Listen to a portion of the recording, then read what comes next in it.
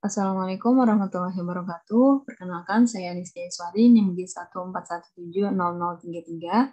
Pada kesempatan kali ini, saya akan memaparkan rencana penelitian saya yang berjudul Peramalan Jumlah Keberangkatan Penumpang Penerbangan Domestik di Bandara Internasional Soekarno-Hatta dengan Analisis Intervensi, yang dibimbing oleh Yeni Anggreni SSI MSI dan Insinyur Muhammad Maskur MS. Pokok bahasan yang akan saya bahas yang pertama pendahuluan, yang kedua tinjauan pustaka, yang ketiga data dan metode penelitian, dan yang keempat daftar pustaka. Pendahuluan yang pertama latar belakang. Bandara adalah infrastruktur transportasi udara yang utama. Salah satu bandara terbesar yang ada di Indonesia adalah Bandara Internasional Soekarno-Hatta.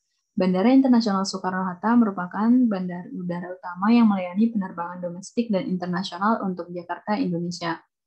Pada tahun 2018, Bandara Internasional Soekarno-Hatta menjadi salah satu bandara tersibuk dan berada di peringkat ke-18 sebagai bandara dengan jumlah penumpang paling banyak di dunia. Namun, pada tahun 2020, jumlah penumpang pesawat di Bandara Internasional Soekarno-Hatta mengalami penurunan. BPS merilis jumlah keberangkatan penumpang domestik di Bandara Internasional Soekarno-Hatta pada Mei 2020 hanya sebesar 27.500 penumpang. Hal ini disebabkan karena kebijakan pembatasan sosial berskala besar yang ditetapkan pemerintah Indonesia untuk mencegah penyebaran COVID-19. Oleh karena itu, perlu dilakukan peramalan pertumbuhan jumlah keberangkatan penumpang untuk mengantisipasi kesiapan bandara dalam memberikan fasilitas dan pelayanan yang terbaik bagi kenyamanan penumpang. Penelitian yang terkait peramalan jumlah penumpang pernah dilakukan oleh Durrah et al. 2018, yaitu meramalkan jumlah penumpang pesawat di Bandara Sultan Iskandar Muda dengan model Sarima. Selain itu, Hayato et al. Juga pernah melakukan peramalan jumlah penumpang pesawat di Bandar Udara Internasional Patimura Ambon dengan menggunakan model Arima. Model Arima atau Sarima mampu mengatasi masalah keacakan, teriakan, bahkan siklik. Namun, metode ini masih menunjukkan kekurangan ketika data dipengaruhi oleh peristiwa yang terjadi di luar kendali atau disebut dengan intervensi. Menurut Weido tahun 2006, data deret waktu yang dipengaruhi oleh intervensi dapat dimodelkan dengan analisis intervensi. Oleh karena itu, pada penelitian ini akan dilakukan peramalan jumlah penumpang dengan menggunakan model analisis intervensi dan model Arima atau Sarima dengan pendekatan metode Box-Jenkins. Adapun tujuan dari penelitian ini adalah untuk membuat model Arima atau Sarima dan analisis intervensi untuk meramalkan jumlah keberangkatan penumpang penerbangan domestik di Bandara Internasional Soekarno-Hatta. Kemudian, yang kedua adalah membandingkan hasil peramalan model Arima atau Sarima dengan model analisis intervensi. Tinjauan pustaka. Pertama, data deret waktu. Data deret waktu adalah data yang diamati berdasarkan urutan rangkaian waktu dengan interval waktu yang tetap, seperti jam, hari, minggu, bulan, tahun, dan sebagainya. Data deret waktu dapat dianalisis jika memenuhi asumsi kestasioneran data. Kestasioneran data dibagi menjadi dua, yaitu stasioneran dalam rataan dan dalam ragam. Kestasioneran dalam rataan dapat dilakukan uji formal, yaitu uji augmented disk-popular atau ADF.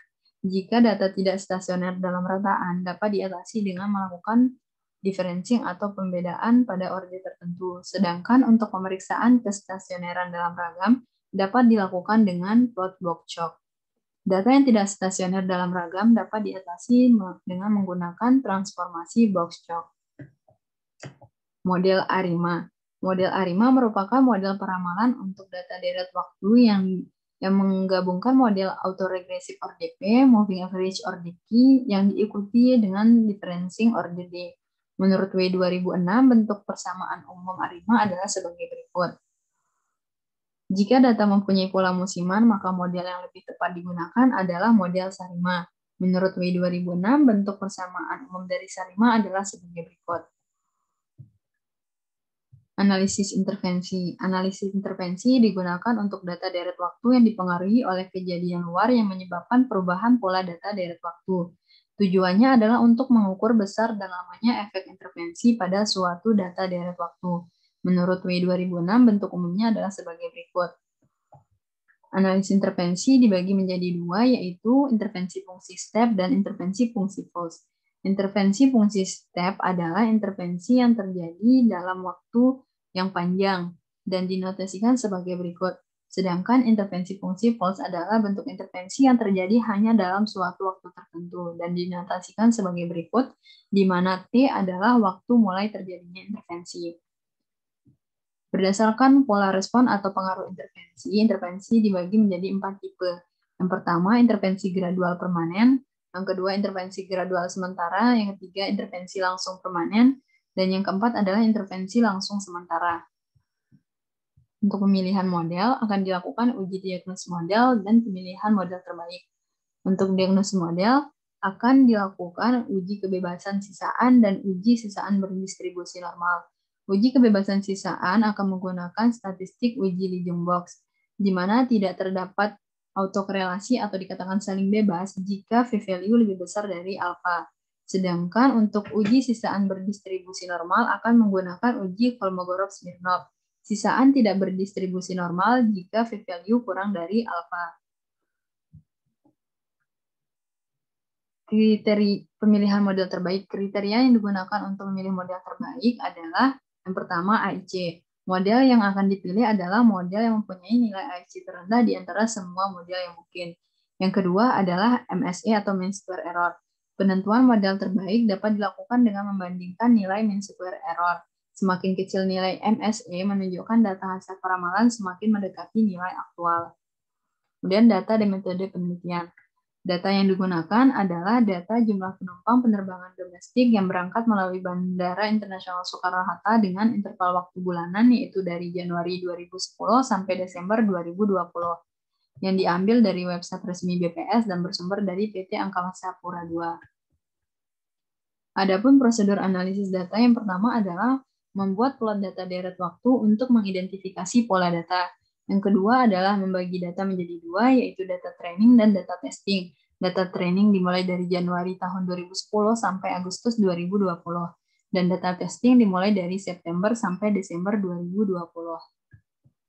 Prosedur yang ketiga adalah membuat model ARIMA atau SARIMA menggunakan data training.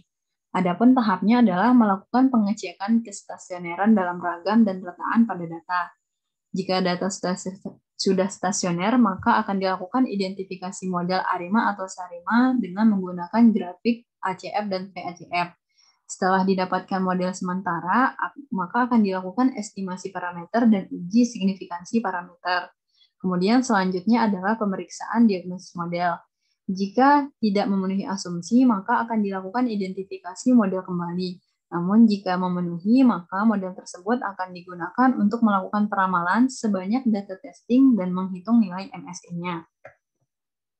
Kemudian prosedur yang keempat adalah membuat model analisis intervensinya dengan menggunakan data training.